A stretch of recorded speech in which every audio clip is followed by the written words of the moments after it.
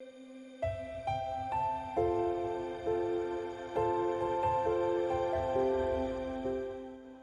este martes recemos con el Evangelio según San Marcos, en el nombre del Padre, y del Hijo, y del Espíritu Santo. Le enviaron a Jesús unos fariseos y herodianos para sorprenderlo en alguna de sus afirmaciones. Ellos fueron y le dijeron: Maestro, sabemos que eres sincero y no tienes en cuenta la condición de las personas, porque no te fijas en la categoría de nadie, sino que enseñas con toda fidelidad el camino de Dios. ¿Está permitido pagar el impuesto al César o no? ¿Debemos pagarlo o no? Pero él, conociendo su hipocresía, les dijo: ¿Por qué me tienden una trampa? Muéstrenme un denario. Cuando se lo mostraron, preguntó: ¿De quién es esta figura y esta inscripción? Respondieron: del César. Entonces Jesús les dijo: Den al César lo que es del César, y a Dios lo que es de Dios. Y ellos quedaron sorprendidos por la respuesta. Palabra del Señor.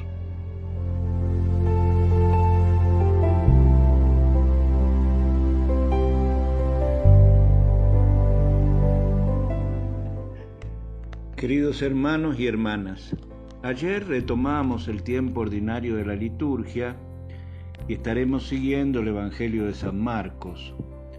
El trozo del Evangelio que acabamos de escuchar es conocido por la sentencia final que pronuncia Jesús: Den al César lo que es del César y a Dios lo que es de Dios. Trataremos de comprender su sentido.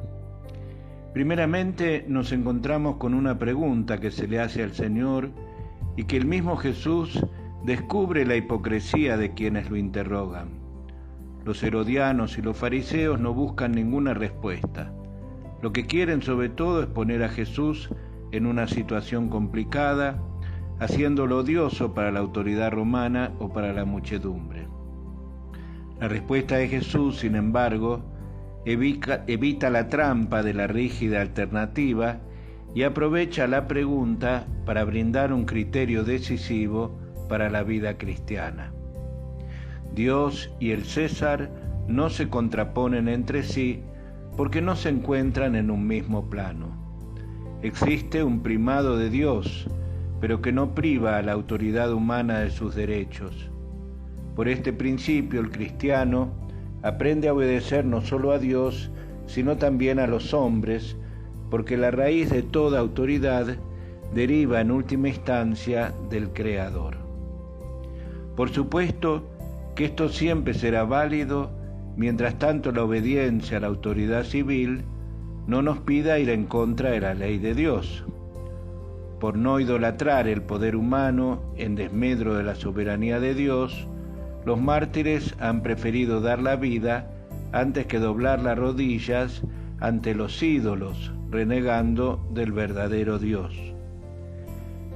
Pero este principio también nos obliga a obedecer las leyes y las normas que rigen para el bien común en la sociedad y de las cuales no nos podemos desentender, sino que de manera ejemplar debemos ser los primeros cristianos en distinguirnos por el cumplimiento de todo lo que hace al bien de la sociedad.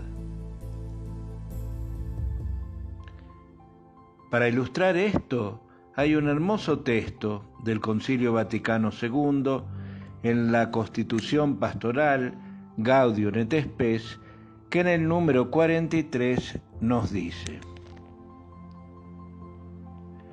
El concilio exhorta a los cristianos, ciudadanos de la ciudad temporal y de la ciudad eterna, a cumplir con fidelidad sus deberes temporales, guiados siempre por el espíritu evangélico. Se equivocan los cristianos que, pretextando que no tenemos aquí ciudad permanente, pues buscamos la futura, consideran que pueden descuidar las tareas temporales sin darse cuenta que la propia fe es un motivo que les obliga al más perfecto cumplimiento de todas ellas según la vocación personal de cada uno.